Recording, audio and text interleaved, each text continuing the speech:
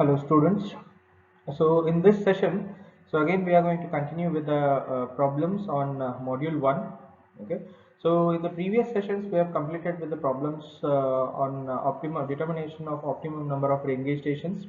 Along with that we have completed the problems on testing the continuity of the rainfall data that has been provided by the rain gauge stations, that is through arithmetic average method or the normal ratio method what we have done.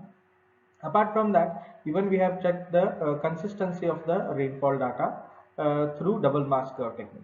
Okay, so in this session, let us check out one more type of problem where you are going to determine the effective area for each of the catchment or sorry, each of the rain gauge station. Along with that, we are going to check out the particular average rainfall over a particular catchment. So how to determine that? Okay, so before I jump into that problem, one thing I'd like to explain over here.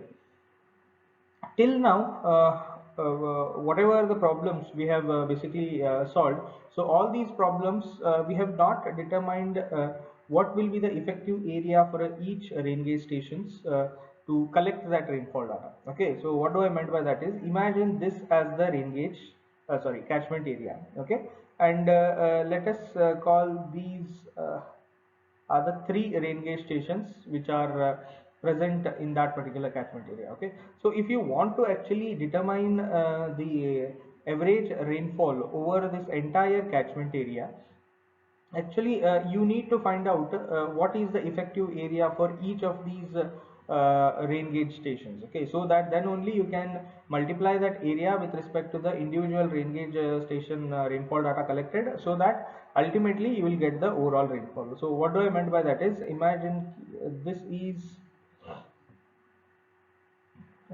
imagine okay, so these are the effective areas for each of the rain gauge stations. Okay, so the rainfall data that has been collected from this station will be multiplied with the area which is available over here. So I'm going to call this as A1. Similarly, the rainfall data collected over here will be multiplied with the area, this particular area I'm going to call it as A2. Similarly, the rainfall data collected from this station will be multiplied with, we are going to call it as A3.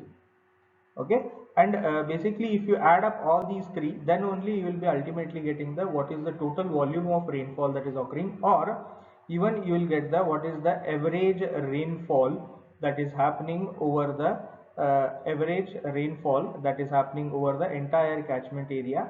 We can determine it. So for getting this average rainfall area or the total volume of rainfall that is going to occur in that particular catchment area, we need to basically have the or else we need to process what is the effective area of catchment for each of this particular rain gauge stations that we have. Okay, and till now the problems what we have solved, so we have not bothered about calculating the individual effective areas, whereas previously we have just concentrated on what should be the number of rain gauge stations in a catchment area irrespective of their placement.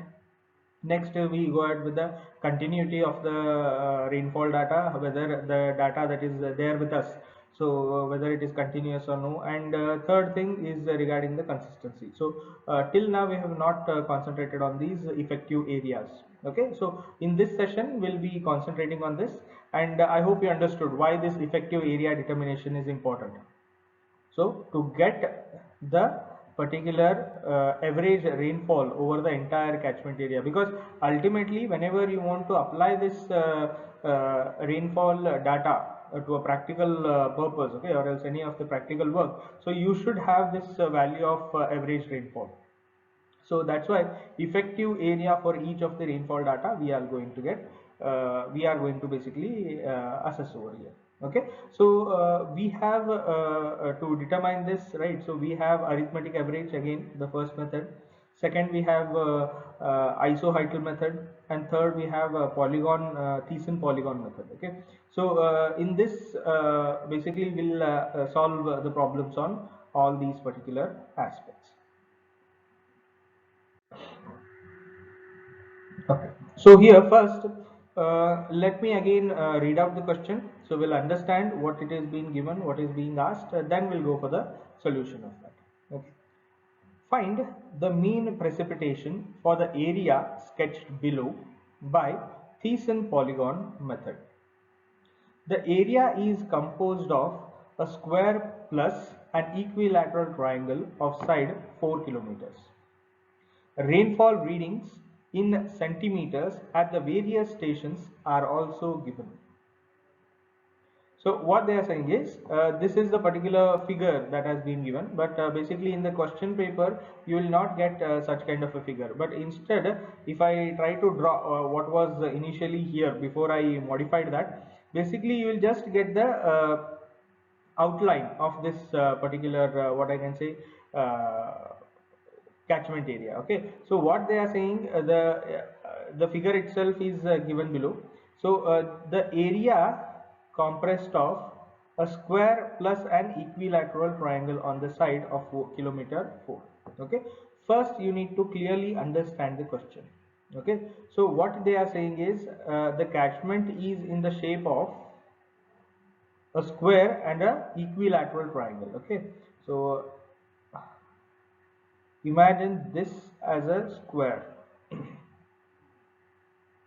Okay, and on one side basically you have equilateral triangle. So this side can be any of the sides, so it can be towards this left, top, bottom, or even the right side. Okay, so for my sake in this particular problem I have taken it in the left side.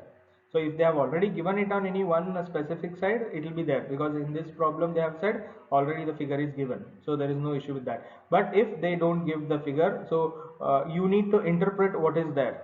So they can directly give you just a triangle, they can give you a rectangle with a triangle on the smaller side, they can give you what I can say, a square with a rectangle on the side. So they can give you any n number of variations that is possible. Okay, and one thing over here is, since we want to get these effective areas, okay, mathematically, so basically they will give you a well-known shape for determination of this Thiessen polygon. Okay, because if they give you any irregular shape, for example, if they give a catchment area of such kind, there is no way you can determine the area of this without the help of planimeter.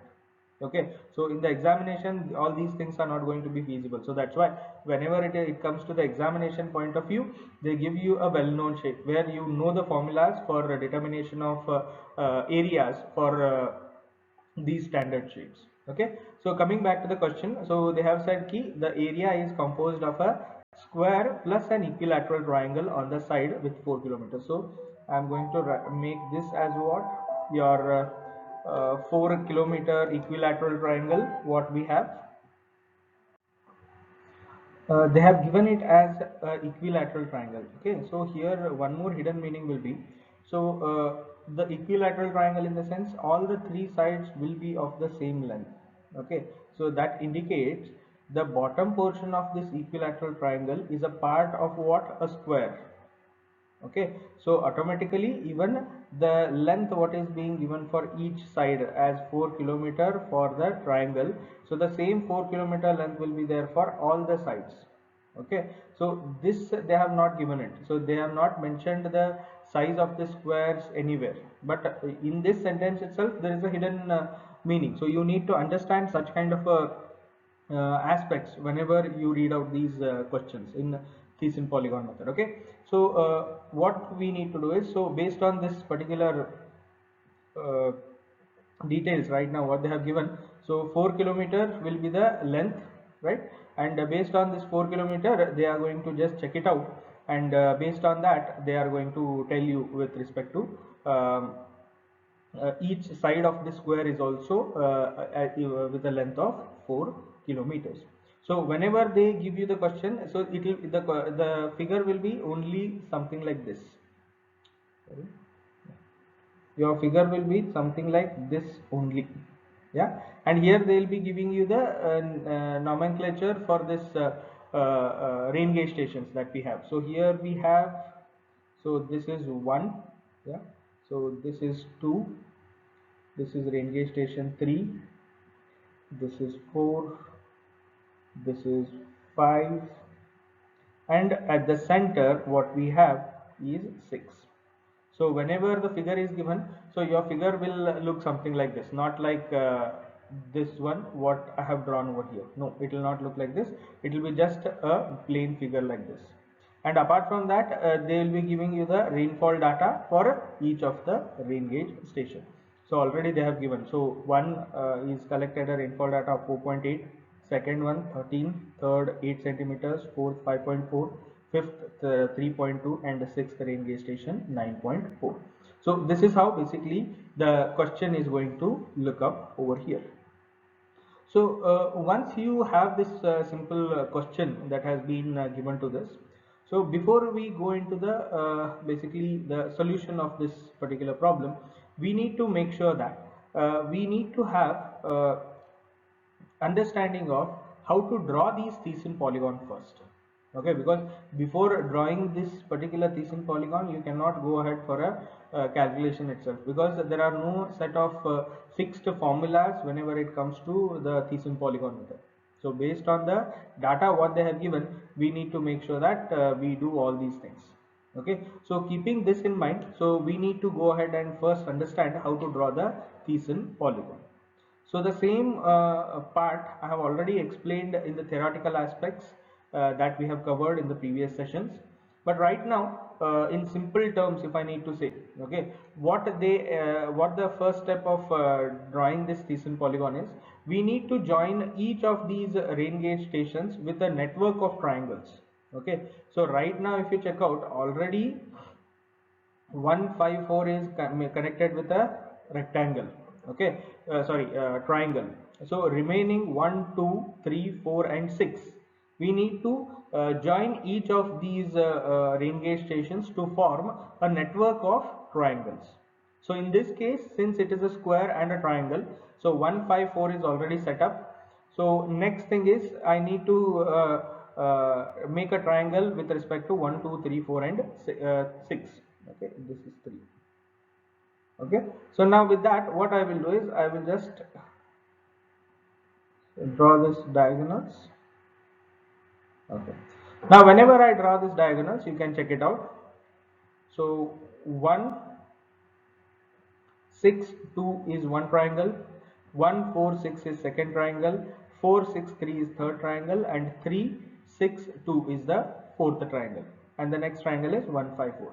So totally out of these 6 rain gauge stations that we have with a square and a triangle, ultimately we had how many? 1 2 3 4 and 5 triangles that has been made. So creating this network of triangles is the first step in drawing this Thiessen polygons. Okay, now the next step will be, we need to bisect these particular what I can say network of triangles, or else the sides of the network of triangles, so that we'll be ultimately getting we need to bisect these particular sides of the triangles, so that we will be getting the bisection line. Okay, in this we need to understand this, whatever this red line is indicated over here. Okay, so these are nothing but the bisected line. So what do I meant by that? The between line between 4 and 6, which is there this side, okay, which is being bisected by EF. Okay, which is being bisected by EF. Similarly, the line between 6 3 is being bisected by FG. Similarly, this line, that is 6 2 line, is bisected between HG, and similarly the 1 6 line is bisected by EH. So this is how basically you should have the bisection lines. So similarly, for this triangle you can check out, so this 5 4 line is being bisected over here, 1 5 line is also being bisected over there. So bisection in the sense what? We need to have a perpendicular angle over here. So whenever we say bisection, right, so it should have a perpendicular angle. So that is what is required over there. Okay, so the same thing, if I just try to draw it over here, so how this is going to work is, if I take this particular line, yeah, and if I try to bisect it, so it is going to be something like this. Similarly, this line will be 6 2 line will be bisected something like this, then 6 3 line will be bisected like this, and 4 line will be bisected something like this. Okay, so similarly from this particular 1 4 line, if you check out, so from the same point the bisection line will come. Similarly 1 5, its bisection line will be there, and 5 4 again its bisection line will be there. Okay, so now if you check out, if I try to highlight this, okay, if I try to highlight this, so this section which is available, so that will be the effective area for station 5. Okay, similarly if I take one more color, so station 1 is a half portion is there in triangle, half portion is there in square. So this entire section, I need to say, okay, so this is the effective area for station A. Yeah, I hope you are getting this. Similarly this, if I take one more yellow, okay, so second rain gauge station will have effective area something like this. Yeah, so we'll have effective area something like this, right? Now similarly for 3 rain gauge station 3, again if I take this, so this will be the effective area for rain gauge station 3.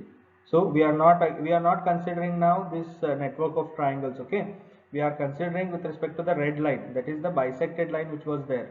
So based on that, basically we are going to go ahead with the calculation.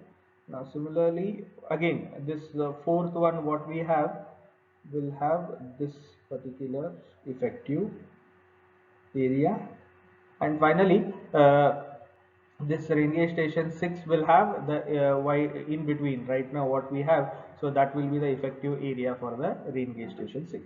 So right now you can see here I have drawn it with different types of these lines are hatching over here. So 5 is this small portion yellow colored what is being shown. First one, first rain gauge station, half portion is a part of the square and half portion is a part of triangle. Okay, so the same thing, so this half will be there. So second one will have only this triangular area, yellow colored portion. Third one, again we have this triangular portion that is in green color. Now again fourth one, again it is similar to the first one.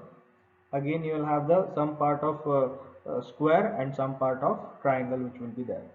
Now similarly the last one will be your sixth rain gauge station. So this square, again what this rhombus what we got in the middle, so again that is going to be the effective area or Thiessen polygon for this particular rain gauge station.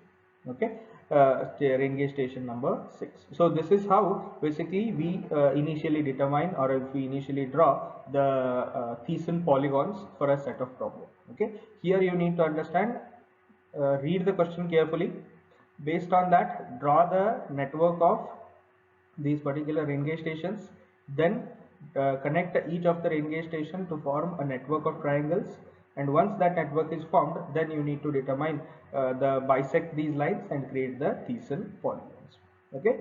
So in the next slide, we'll check out with respect to the getting these effective areas. Okay, so now we need to basically determine the effective area for all these 6 rain gauge stations that we have over here. Okay, so the first one is AC. Okay, so this is AC. So what we have done is basically we have given some nomenclature so that we can have a better understanding, or for the sake of calculation it will be helpful for us. Okay, so I'm representing this particular first rain gauge station with a name as A. Similarly 4-1B, third C, 2D, and so on and so forth. Okay, so no need to worry, so you can give any nomenclature that is feasible. This is just to help you to identify which is our square, which is the triangle, which is the bisection line. So this will help us to determine those particular things. Okay, so keeping that in mind, we just need to first understand and do a bit of a calculation in the initial stages. Okay, so for that you can just check it out. Ultimately if I try to highlight this, uh, we can divide this entire problem into two parts. Okay, so first part will be, or else one part will be your square which is there on the right side, and one more part will be the triangular part which is there on the left, because ultimately you want to determine these effective areas. Okay, now if you check out, if I take the example of this rain gauge station 2 and rain gauge station 3. Okay, so what are their this effective areas? Those are nothing but these small triangular bits which are available. Okay, similarly if I take this, so this is nothing but our triangular areas that we have over here. Okay, so based on that, this is what we have. So that is nothing but the second rain gauge station and the third rain gauge station. So these are the effective areas. Okay, so similarly if I consider the first rain gauge station and the fourth rain gauge station, so this small triangular part, okay, right now that I am calling it as BEF. Okay, so this the green color shading right now what I am doing. So this particular small triangular portion is a part of effective area for this rain gauge station 4, because one more part will be what, this will be your one more part. So this odd shape what we have. Okay, so how to calculate with respect to this, I'll come in a bit once I come to the triangular portion. But basically what I am trying to say is, if you want to determine the effective area for rain gauge station 4, then you need to calculate in two ways. One will be your green colored one, this triangular portion what we have, and one more is this yellow colored one which is there on the left side. Okay, similarly the same thing will be applicable to even the first rain gauge station that we have. Okay, so for this particular bit that we have right now, okay, and this particular green bit that we have it here. Okay, so this rain gauge station 1, what we have, again for that your entire effective area can be divided into this yellow colored one and this green colored one which is available with us. Okay, similarly right now again I'll stick on to this square section first. Even though you can check it out here, rain gauge station 2 and rain gauge station 3, totally they are having their effective areas as this small triangular network or area which is highlighted over here. Similarly 4 and 1 is also having a part which is of this. Similarly your rain gauge station 6 will have the effective area for this rhombus which is available over here. Okay, so what we need to do now is, we need to individually calculate what is this green shaded area, what is this yellow, what is this green, and what is this yellow again. So then ultimately at the end we can calculate what is the effective area for each of the rain gauge stations. Okay, so that will be one more means at the end we can do the calculations. But before we have all this, we effectively need to determine these individual areas first, then it will be better for us to calculate the things. Okay, so keeping that in mind, so if I now try to only concentrate on this square part, okay, I'm not going into the triangular part, I'm just sticking on to the square part. So at this point of time what we can see here, AC is nothing but the diagonal what we have taken. Okay, now EF is what, the line joining the midpoint of AB and BC. Okay, EF, so AC is your diagonal which is there, and EF is nothing but the line which is joining the midpoint of AB and BC, for which this hypotenuse or else the diagonal is drawn over here. I hope it is clear for you. So EF is basically what? It is the line which is joining the midpoint of AB and midpoint of BC. Why I am saying midpoint? Since it is a square. So whenever you bisect this diagonal, you will be ending up with again these points will be interacting at the midpoints only. So that's why I'm saying it as midpoint. If the same thing is there as a rectangle, then the things are going to change up. So there is no difficulty with that. But if you don't need that, basically means in a square, you will be getting the midpoint only. Okay. So now EF is established as the line which is joining the midpoint of AB and BC. Okay. Now check out, this EF is half of AC. The reason, because again it is a square, and if you check out here, AB and BC, we have drawn the hypotenuse here. Similarly, your EB is nothing but half of AB. Please listen to my words carefully. EB is half of AB. Similarly, BF is half of BC. Is half of BC. So with respect to, if you if you just check it out, how the things will work out is, you are going to have your EF, that is the diagonal which is there, which will be half of the AC. I hope it is clear for you. Yeah, since it is a square, AB midpoint is E, BC midpoint is F. So AC, how it is how it is a hypotenuse for the triangle ABC, AC will become hypotenuse for the triangle ABC. Similarly, for the triangle EBF,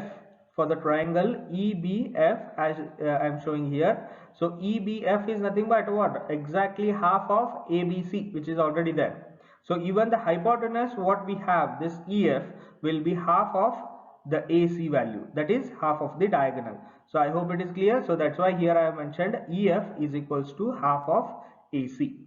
So this is what is established over here. Okay, now let us try to determine what is the value of EF or AC. Okay, so as simple as that, I have just made a small calculation over here, you can check it out. So AC, that is this diagonal, is given as square root of 2a. So how this has come, let us try to understand that. So if I just try to draw a larger triangle here, yeah, okay, you call this as A, you call this as B, and you call this as C. Okay, so based on these 3 points that we have got, okay, so this AC right now is nothing but the hypotenuse, okay, or the diagonal. So as per the question what they have given, the length of each of the square or a equilateral triangle is 4 kilometers. Okay, so this AB value is 4 kilometers, BC value is 4 kilometers. Okay, so here again I'll try to give you this. So each side is of 4 kilometers. Okay, right now whenever I say this AC, it is not a side, it is a diagonal for the network of this square that has been formed with the rain gauges. Okay, so keeping that in mind, so that's why you cannot say AC is equals to 4. No, AC will not be is equals to 4, because it is not a side, it is a diagonal. Okay, so now instead of again, since all these particular sides are of the length 4 kilometers itself, so instead of taking this number as 4, okay, what I will do, I will replace this 4 with a random variable and I'll call it as A, and you can put the value of A as 4 kilometer in this particular problem. Okay, so what I am doing, I am replacing this 4 with the help of what? A. I am replacing this 4 with the help of A. Now if you check out this ABC triangle which is there, which is nothing but a right angle triangle, and if I apply the Pythagoras theorem on this right angle triangle, what will I get? If you check out, so my what is that Pythagoras theorem? So basically if I need to write AC squared, that is a diagonal squared, is equals to both the sides squared, that is AB squared plus BC squared. AB square plus BC square. So this is what is available. Now if I want AC, it will be square root of AB square plus BC square, right now what we have. So now what is the value of AB here? It is nothing but AB, I have replaced 4 kilometer with A. Similarly this BC is again replaced with A. So what my equation is going to be, AC is equals to A square plus A square. So ultimately we have 2a square, yeah, so that will become square root of 2 into a. So that is the value of AC. I hope you got this. So this AC value we got it with the help of Pythagoras theorem. So that Pythagoras theorem implicates what? Hypotenuse squared is equals to the side squares of addition of side squares of both the sides. So if I do that, and if I put the general nomenclature as a over here, and ultimately I'll be getting AC is equals to square root of 2 into a. So that itself is indicated over here. I hope it is clear for you. Okay. Now similarly, since in the previous step we have established EF is half of AC, then directly I can say now EF is a square root of 2 divided by into a divided by 2.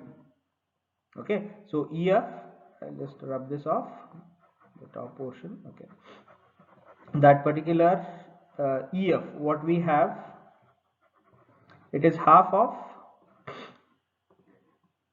now if I say EF is half of AC, right? So AC by 2. So AC is square root of 2 into A, yeah, now divided by 2. So this 2 can be written as what? It is basically, you can write it as square root of 2 into square root of 2. Okay, so this 2 can be replaced with square root of 2 into square root of 2. So that's why, so one square root will go, and ultimately you will be ending up with a by square root of 2. So is equals to nothing but what? EF. So the same thing is given over here. I hope it is clear for you. Okay, now you check out. So what we have done, we have actually determined the value of what? EF. We have determined the value of EF as what? A by square root of 2.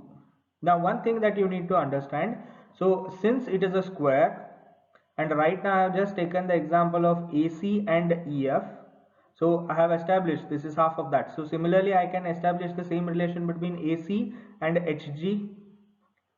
Similarly I can establish the relation between BD and EH, and similarly I can establish the relation between BD and FG. I hope you can imagine that. Okay, so since it is a square, so the value of EF will be is equals to value of FG will be is equals to value of GH will be is equals to value of HE. So all these four sides will be of the same length of a by squared root of 2. Square root of 2. Okay, so keeping that in mind, now you can check out area of EFGH. So EFGH is nothing but this plain white area which is there. So that is nothing but the effective area for rain gauge station 6. So at this point of time, what they will do is, this is basically what? A square itself. Since as I said, all the sides are of same length since it is a square. Okay, so keeping that in mind, so ultimately what is the area for a square? Okay, it is L into B or L square or B square. So basically you will get the same thing. Okay, so that's why here we are multiplying it with EF into FG. So EF is a by square root of 2 as we have given over here. Similarly, irrespective of whatever side you take, you will get the same dimension. So that's why area of EFGH is coming out to be how much? A square divided by 2. So a into a is a square, square root into square root 2 will be coming as 2. So ultimately the area of EFGH is how much? A square divided by 2. Now here you can check it out. One thing I would like to clarify here. Till now I was saying ki you assume with respect to your AC is half of EF and so on and so forth, since it's a midpoint and all those things. If you check out what is the area, okay, area for a square, it will be what? A into A in this case. So A is the dimension, length and breadth. So ultimately here I am getting area of ABCD, that is area of triangle, this square ABCD, which is indicated over here. This A, B, CD. So this squared area is a square. Now similarly, area of EFGH, what we have? Area of EFGH. EFGH, what we have? EFGH. So what we have over here is, it is going to be like half of this, right? So if I say EF is half of AC, then obviously the inside triangle square, what we have, will have area of A square by 2, half of the top area right now what we have, so that itself will become the area of this inside uh, square, what will be there. You can see the same thing is visible in the answer also. Whenever I calculated the area of EFGH with the help of its side lengths, automatically the area has come out to be A square by 2. So what it indicates, this is a square, and the line which are joining the midpoints of the diagonals for this square, that is EFGH, which is making one more square, which will have the exact half area of the what I can say larger square what will be there. Okay, so larger square will have an area of A square. Similarly, the smaller inside square that is going to be generated will have an area of half of that, that is A square by 2. Okay, now keeping this in mind, now if I go ahead, what is your ultimate intention over here? As we have shown with different colors, right now you have calculated this EFGH area and you got it as half of ABCD area. Okay, now your next step will be what? You need to determine the effective areas of these small triangles. Okay, again, since it is a square that we have, then the remaining half area which is going to remain will be equally divided into 4. Then only you will be getting these 4 triangles over here. Okay, so if you check it out, area of each corner of the square contributing to the sections. What I have done, so A square is the total area of ABCD. So this entire ABCD square what we have, so this is nothing but the area of that, that is A square, minus A square by 2 is nothing but the this white portion. In between right now what we have, the white portion, that area is A square by 2. And we are dividing this divided by 4. The reason for this, why? Because we have 4 triangles at the corner. We have 4 triangles at the corner, so that's why we are going to divide it by 4. So keeping that in mind, so ultimately I will be getting what? A square by 2 divided by 4. So ultimately I will be ending up with A square by 8. So each section of this triangle is of area how much? A square by 8. Each triangular section over here will be given as A square divided by 8. So this is what is required for us. Okay, so keep this in mind. So A square by 8 is required for us. Okay, so these are the corner areas that how we have calculated. Now you can check out with respect to this squared area, I have calculated all the things. So I have calculated the overall area of this, then I have calculated the individual this middle portion, white portion area, then even I have calculated this small triangular 4 portions which are there. So I have calculated all those areas, and that particular formula or general terminology that we are representing in terms of A is already available with me. So I'll use it at the end of the problem. Okay, so now if I come for the second part, that is the equilateral triangular part, that is A, B and this rain gauge station 5. So here you need to see, since it is an equilateral triangle, because of that what will happen, the 3 effective areas that has been formed over here, the 3 effective areas that has been formed over here, the green, yellow and this white colored one, basically will be equally divided into 3. Basically these will be equally divided into 3. Why right now I am saying it is equally divided? The reason is, in the question they have given it as equilateral triangle. Only because of that equilateral triangle we have the effective area between this triangle will be divided into 3 equal parts. Okay, so keeping that in mind, for equilateral triangle, area should be divided equally for each stations. So each station in the sense here what? 5, 1 and 4.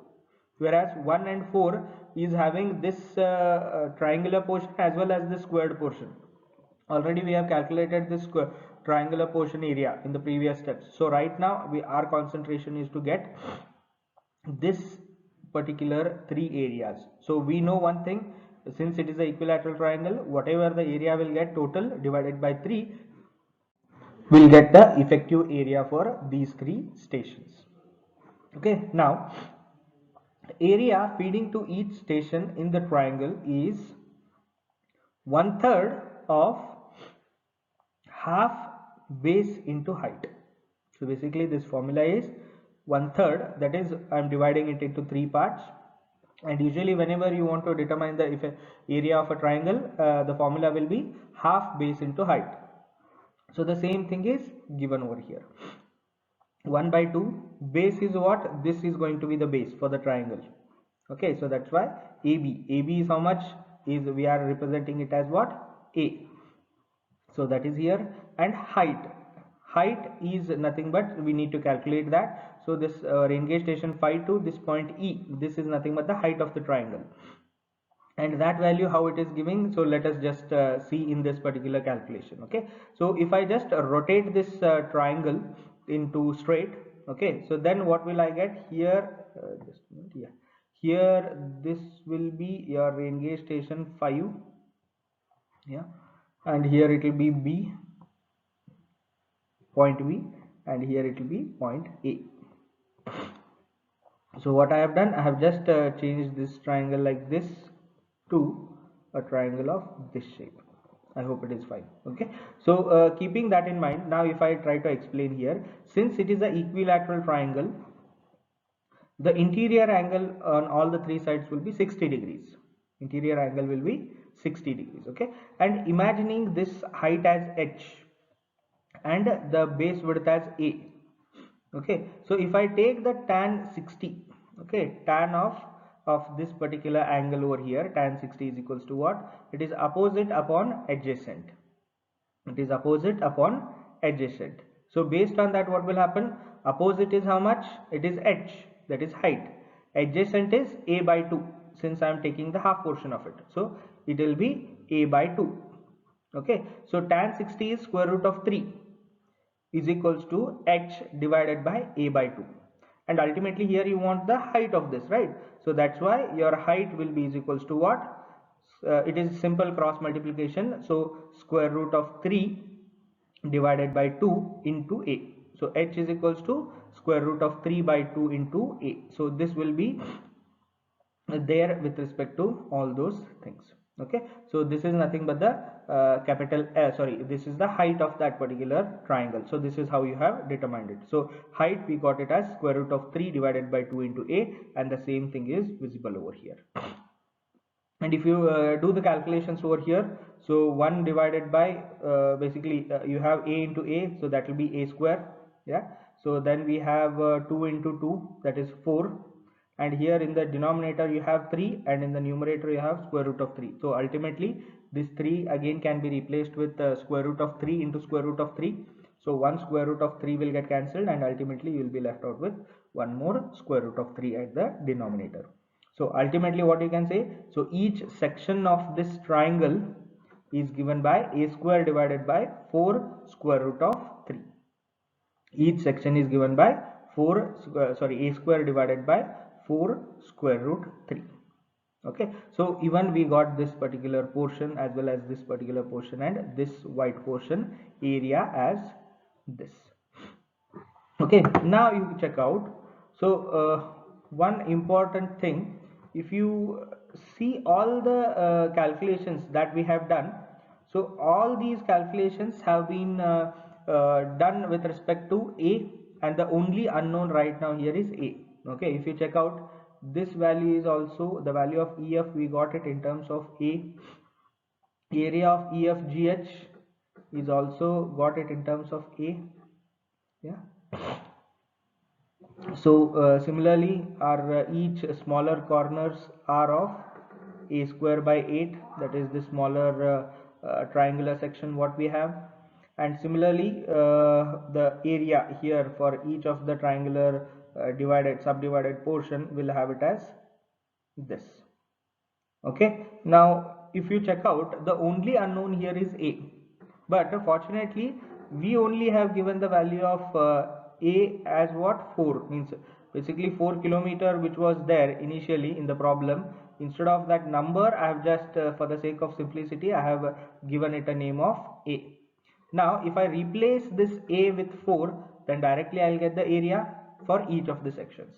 I hope it is clear. Okay, so now if I concentrate on this last part where the effective area will be calculated, so you can check out. So rain gauge station number 1 and 4, rain gauge station number 1 and 4, that is 1 and 4, these two have the same effective areas. So that is this triangular portion plus this particular odd shape which is there. Okay, similarly here also this odd shape and triangle. So how I'll get this? Each small triangle is given by what? A square by 8. So this triangle portion is given by a square by 8, and this odd portion, so this odd portion is given by a square by 4 root 3. So if I add both of these, then I will get the effective area. So 4 squared, that is a square, is 4 square, 16 by 8 plus 16 divided by 4 square root of 3. So ultimately I will be getting up 4.3 kilometer squared. So the effective area, so this entire portion, now if I try to draw it over here,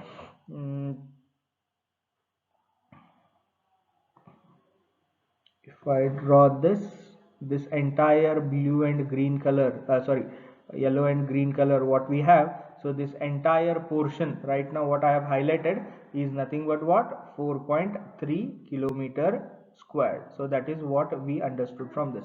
So the same area is also true for rain gauge station 4. Yeah, so 1 and 4 will have the same area. Now similarly 2 and 3, rain gauge station 2 and 3 are having only this small triangular portion as their effective area. So that's why here each triangular, small triangular, is given by what, a square by 8. So a square by 8, that is 16, a is 4, so 16 divided by 8, that is 2 kilometers squared. So here if I say, so this triangular portion what we have along with this green colored portion that we have shown, basically this is having the effective area of how much, 2 kilometer squared.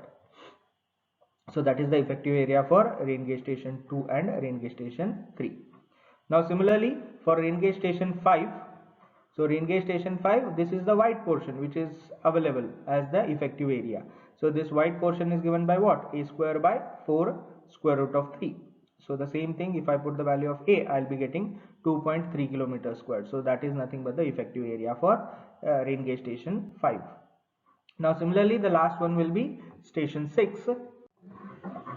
So the area station 6 is what? It is nothing but the square area of EFGH. So area of EFGH is a square by 2. So a square by 2 is 16 by 2, that is 8 kilometers squared. So this will be the effective area for this particular what I can say, rain gauge station. So I hope you understood this. So this is how basically we can determine the effective areas for each of the rain gauge stations with the help of Thiessen polygon method. Now after getting each of these effective areas, next our step will be to calculate the average precipitation. Okay, so how that average precipitation is taken care by, again, so for this average precipitation, if I try to write out, the formula for that is going to be, here it will be like A1 into P1 plus A2 into P2 plus A3 into P3, so on up till A6, A6 into P6 whole divided by A1 plus A2 plus A3 up till A6. Yeah, so this is how basically we'll be determining the value of P bar. Okay. So if you do the calculations with the help of this, so A1, A2, A3 are nothing but the area of rain gauge station 1, 2, 3, 4, 5, 6. So that we have got it in this particular portion. Okay. Now similarly P1, P2, P3 and all those things are already given in the question for you. Okay, in the question they have already given it. So if you put the value, if you put all these particular substitutions and get the calculations, so your value of P bar is going to be 7.35 centimeters. It is going to be 7.35 centimeters. Okay, so this is going to be your final answer. So the average annual precipitation over this entire catchment area is going to be 7.35 centimeters. Okay, so this is how you can solve the problems on Thiessen polygon method. So this is the first type of problem which will be there. Again we have a few more types that we'll check out in the next problem.